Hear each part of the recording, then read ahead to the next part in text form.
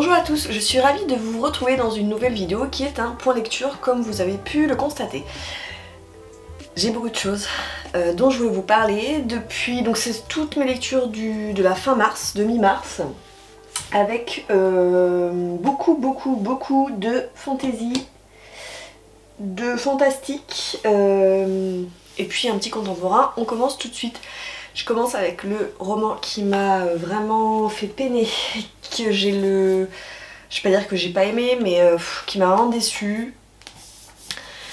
J'ai encore le marque-page qui est à l'intérieur. C'est le tome 2 de Empire d'écume, donc qui s'intitule L'impératrice aux éclats d'os. C'est d'Andrea Stewart et c'est aux éditions Big Bang, donc c'est un label Young Adult de chez Brajlon. J'avais lu il y a 2 ans le premier tome que j'avais plutôt apprécié. On est dans de la fantasy. C'est une trilogie. Et le deuxième tome là, je l'ai senti, j'ai sorti les rames. Alors déjà, comme ça faisait 2 ans que j'avais lu le premier tome, je suis allée chercher un résumé spoilant.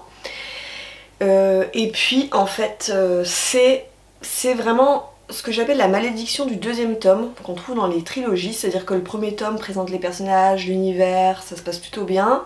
Le troisième tome en général envoie du pâté parce que faut finir en beauté. Et le deuxième tome en fait souffre un peu de cette histoire qui traîne en longueur. Et puis c'est du young adult et ça se sent que c'est du young adult. Donc les personnages sont peu creusés à mon goût. Des situations parfois, j'irai pas jusqu'à incohérence, mais vous voyez du genre le hasard fait bien les choses. Même si je reconnais à l'autrice une manière quand même de placer ces personnages sur un plan politique assez intéressant.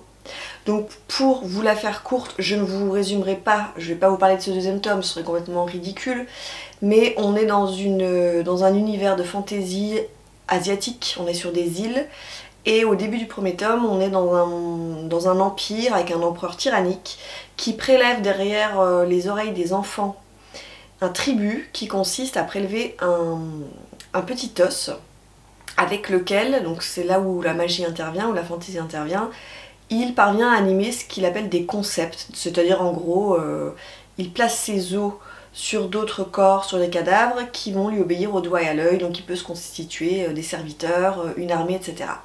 Et dans le premier tome, attention je spoil, bouchez-vous les oreilles, à la fin du premier tome, cet empereur va être déchu et c'est sa fille Lynn qui va prendre sa place. Et cette fille Lynn que l'on retrouve dans ce deuxième tome, justement veut rétablir la justice par rapport à ce que son père a pu faire.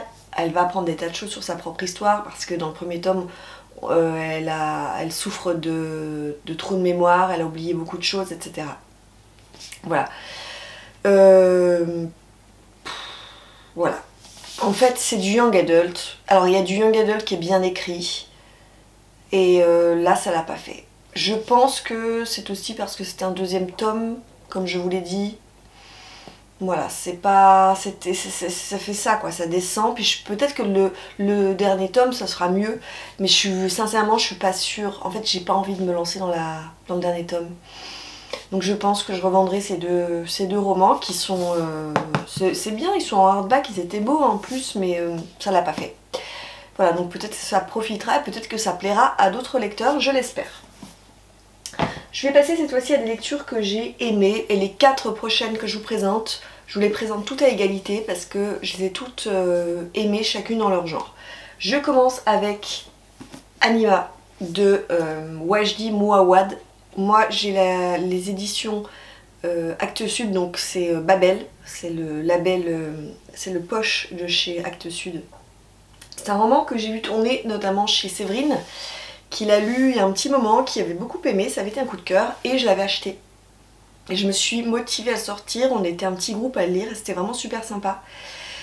J'avais peur en fait parce que ce qui revenait dans les critiques c'était que c'était un roman pas forcément facile à prendre en main parce qu'en fait chaque chapitre qui commence par en fait chaque chapitre est raconté du point de vue d'un animal et cet animal on nous dit de quel animal il s'agit en latin. Donc par exemple vous avez ici, je prends au hasard le Sciurus carolinensis, etc. Donc ce qui est intéressant, c'est d'essayer de deviner quel animal va raconter ce qu'il est en train de voir. Bon, en général, il y a des indices, hein. Même si on n'a pas fait de latin, on arrive à deviner qu'il s'agit d'un oiseau ou d'un insecte, etc. Alors, l'histoire, ça raconte celle de... Alors, il a un nom... Vache, je sais pas comment on prononce, Vache, Depsch, qui rentre chez lui et sa femme a été assassinée, elle était enceinte de manière très violente. Je ne rentre pas dans les détails parce que c'est suffisamment horrible. Et donc il va se lancer sur les traces du meurtrier de sa femme. On l'a identifié, on sait qui il est. Et donc on va suivre ce personnage à travers tout le pays. Donc ça se passe au Canada au départ, hein. À travers tout le Canada, il va essayer de le rattraper. Pas forcément pour se venger, c'est dans une optique de comprendre pourquoi cet homme s'en est pris à sa femme. Il va traverser le Canada, il va traverser les États-Unis et il va lui arriver des tas de choses. Et chaque chapitre, donc comme je vous l'ai dit, en fait on perçoit l'histoire du personnage principal par les yeux d'un animal. Il y a vraiment deux parties dans ce roman. Il y a la traque de vaches sur ce meurtrier. Alors c'est très violent, c'est très sombre. Et puis il y a une seconde partie qui bascule dans le passé du personnage. C'est la partie que j'ai préférée. Avec une scène qui me restera très longtemps en mémoire, qui est très très difficile. On nous raconte quelque chose du passé du personnage et c'est vraiment une scène affreuse. Je crois que c'est une des pires scènes que j'ai pu lire dans la littérature et pourtant je pense que c'est une scène réaliste. Je crois que c'est ça le pire des choses, de la chose. C'est très sombre, c'est très violent, c'est très bien écrit. L'auteur est dramaturge à la base.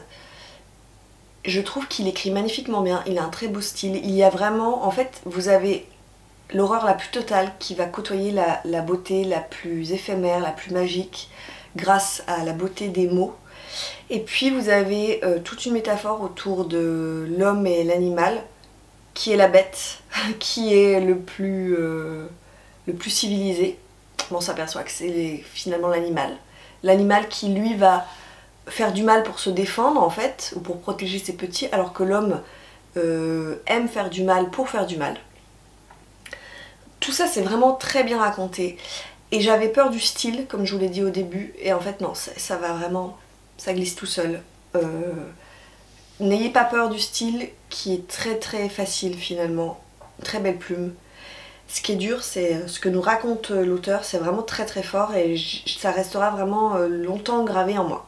Voilà, donc un très très beau, je vais dire beau roman, même si c'est pas vraiment le terme qui va, entre le roman noir, le thriller, puis il y a tant d'autres choses dans ce livre, il faut vraiment le découvrir. Je vais vous parler ensuite du fantastique. Ouais, fantastique. Non, c'est pas fantastique là pour le coup. C'est du thriller. Non, polar, pardon, polar. Oh là, je me perds. Donc, Oli de Stephen King aux éditions Albin Michel. C'est le nouveau Stephen King qui est sorti fin février et que j'ai dévoré. Alors, vous avez peut-être vu des critiques pas forcément positives sur ce roman. Moi, j'ai tout aimé de A à Z. Alors, je vous quand même, on m'a demandé s'il fallait lire d'autres livres de Stephen King avant d'attaquer Oli. Je vous explique pourquoi. Oli, c'est donc le personnage principal, qui est un personnage que j'aime beaucoup. C'est une femme qui a une cinquantaine d'années. Et en fait, on la découvre dans la trilogie Bill Hodges. Donc c'est Monsieur Mercedes, Carnet Noir et Fin de Ronde. Qui met en scène donc l'inspecteur Bill Hodges. Et c'est dans cette trilogie que va apparaître Oli. Et au départ, Stephen King l'a dit lui-même, il ne pensait pas que Oli prendrait tant de place, c'était censé être un personnage secondaire. Et en fait, je pense qu'il a tellement aimé la mettre en scène et c'est tellement bien passé, parce qu'elle est hyper riche, hyper attachante, c'est tellement bien passé auprès du public qu'il a décidé donc de centrer ce roman sur Oli, que l'on trouve aussi dans la nouvelle Si ça saigne et dans L'Outsider. Moi j'ai tout lu. c'est vrai que c'est bien de découvrir Holly, au moins dans la trilogie Bill Hodges, parce que c'est là que tout commence. Et il y a beaucoup de références à la trilogie dans ce roman, donc alors ça va pas, vous allez pas rater énormément de choses, mais vous allez rater des petites choses. On est vraiment dans du roman policier où en fait on va avoir affaire à un couple de vieillards. Ce sont des petits vieux, vraiment bien sous tout rapport, ancien professeur d'anglais à l'université. Lui il était prof de biologie, de nutrition. Et puis en fait, c'est la première scène, ils enlèvent un jeune jogger et ils vont l'enfermer dans leur cave. Et je ne vous en dis pas plus. C'est le premier chapitre. Parallèlement, on suit Holly qui est devenue donc enquêtrice. Elle a fondé Finders Keepers, donc son agence de détective privé. On est pendant le Covid où les gens sont... Alors on est encore avec les masques, ils sont pas confinés mais on a les masques, les gestes barrières, etc. C'est important à savoir parce qu'il y a quand même cette sous-intrigue qui est sous-jacente. Et en fait, il y a une mère qui va appeler Holly parce que sa fille a disparu. Sa fille travaille, c'est une jeune adulte, elle travaille à la bibliothèque et on n'a retrouvé que son vélo. On n'a jamais retrouvé sa fille. Et donc tout part de là. Et en fait, ce qui est vraiment super, c'est que nous, dès le départ, on sait qui sont les méchants, qui sont vraiment très très méchants. On sait comment ils procèdent. On a toutes les clés en main. Mais du coup, on suit vraiment Holly dans son travail de détective privé. Comment est-ce qu'elle va faire pour tirer tous les fils et pour réussir à retrouver et à mettre la main sur ces méchants. Voilà. J'ai adoré. Moi, Holly, c'est un personnage que j'aime beaucoup parce que c'est un personnage qui est un peu à part. Sans vous spoiler, elle souffre en fait d'un léger spectre autistique dans le premier tome de la trilogie Bill Hodges, et justement elle va se faire aider par Bill pour un peu le dépasser, pour essayer de côtoyer les gens. Donc elle a parfois un peu des tocs, elle a parfois des choses que nous on trouverait tout à fait normales. Elle a du mal à dépasser ces choses-là. Et ça la rend vraiment attachante. Elle est surtout très très très intelligente et elle voit le détail là où personne n'a vu avant. Voilà, j'ai adoré. Il fait combien? Il fait 500 pages. 500 pages de bonheur, je l'ai bouffé de A à Z. J'ai adoré ce nouveau Stephen King. Vraiment gros coup de cœur. Je passe également à un coup de cœur, toujours chez Albin Michel, imaginaire cette fois-ci. J'ai lu et j'ai dévoré et j'ai adoré. Donc c'est le premier tome de la trilogie La Cité des Marches. La trilogie qui s'appelle Les Cités Divines. Ce tome 1, donc La Cité des Marches, et c'est de Robert Jackson Bennett. Robert Jackson Bennett, vous l'avez déjà vu passer sur ma chaîne puisque c'est l'auteur de la trilogie des Enlumineurs que j'avais beaucoup aimé. Ici, on est dans une trilogie de fantasy, donc un premier tome qui met en place un univers complexe incroyable que j'ai beaucoup aimé et que j'ai même préféré, je pense, en tout cas au niveau de la plume, au niveau des personnages, au niveau de l'intrigue, en tout cas de l'univers, aux Enlumineurs. Parce que je trouve que c'est un tome d'une maturité incroyable. C'est très très bien écrit, c'est très complet, assez complexe. C'est d'ailleurs, je trouve que la prise en main peut être un petit peu découragée dans les, je dirais pas les 100 premières pages, mais les 50 premières pages. Parce que c'est un univers très bien construit, un world building incroyable. Alors, de quoi ça parle? Nous sommes dans la cité de Bulikov, qui est une cité mystérieuse, bannie, depuis que les dieux qui régnaient, qui étaient au nombre de 6, je crois qu'ils étaient 6 ou 8 dieux, ont été tués. Et la cité a été conquise par la cité de Saipur, qui a fondé un empire. Donc c'est devenu une espèce de colonie, Bulikov. Et donc dans cette cité où on va côtoyer la misère la plus totale, on a tout effacé de ce qui avait trait à l'histoire de Bulikov. Donc on n'a plus le droit de prier, il n'y a plus de temple, on a effacé toutes les fresques, on n'a plus le droit de prononcer le nom des dieux que l'on priait, etc. Et on est dans cet univers, en fait c'est ça qui est très intéressant, c'est que c'est un univers politique qui est très très très bien fichu, avec, vous avez d'un côté ce qu'ils appellent le continent qui vient d'être soumis, qui est dominé par l'empire de Seipur, qui va essayer d'étendre son pouvoir, et le pouvoir est précaire. Et justement, au début du roman, il y a un historien, qui est historien de l'Empire, qui vient d'être assassiné. On va donc envoyer... alors attendez, elle a un nom, oui c'est ça, c'est Charativani qui va venir... Alors un petit bout de femme qui va venir enquêter, d'autant plus qu'elle connaissait cet historien, elle avait des liens, elle le connaissait très très bien. Et Charativani va faire des découvertes auxquelles elle ne s'attendait pas du tout. Je n'en dirai pas plus, on est donc dans des histoires d'empire, de colonisation, ça c'est pour le plan politique. On a des personnages qui sont extrêmement bien travaillés, tout en nuances. J'ai adoré le personnage principal, Charativani, qui est un petit bout de femme avec des petites lunettes, qui se laisse pas, alors qui n'a pas de pouvoir magique ou de trucs comme ça, mais qui se laisse vraiment pas démonter et qui mène son petit bout de chemin, quitte à tricher, quitte à mentir. Elle est accompagnée d'un géant, une espèce de marin auquel il manque un œil qui lui sert à la fois de secrétaire et de garde du corps. J'ai adoré ce binôme. Et puis, moi ce que j'ai aimé, c'est vraiment tout l'arrière-plan politique, où on voit comment un empire fait pour s'approprier finalement les richesses d'un pays, pour le contrôler, pour le mettre à genoux et pour effacer tout ce qui constitue son histoire. C'est vraiment dans ce sens-là, je pense qu'il faut lire ce livre. Alors il y a de la fantaisie, c'est un livre de fantaisie, mais sachez qu'il y a quand même toute une intrigue politique qui est assez costaud. Et c'est vraiment, vraiment, vraiment dans ce sens-là. Moi, je trouve que c'est un roman de la maturité qui est incroyable. Alors, en plus, la cité de Bulikov, j'ai adoré parce qu'en fait, elle est construite. Il y a des escaliers qui mènent un peu partout, un peu nulle part. On assiste... Alors, il reste quand même des traces de magie qui vient des dieux. Parfois, on assiste à des espèces de miracles, entre guillemets.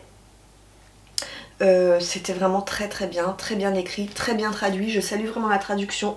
C'est traduit par Laurent Philippe Caillat. Et j'ai hâte de lire la suite parce que ça se termine... j'ai failli pleurer tellement c'était la fin m'a scotché. Voilà, je vous le conseille vraiment, ça vaut le coup. Il est à 27,90 €, mais c'est vraiment un roman. Et il est quand... Je crois qu'ils l'ont sorti quand en bac.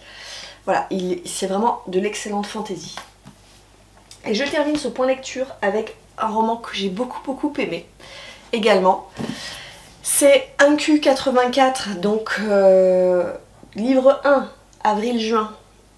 Donc c'est 1Q84 en anglais, parce que 1Q84 c'est pas très beau. Donc le livre 1, le tome 1, avril-juin, paru aux éditions de Belfond, de Haruki Murakami. Donc nous avons lu, parce que je dis nous étions plusieurs à le lire au mois de mars, au mois d'avril on va se pencher sur le deuxième tome.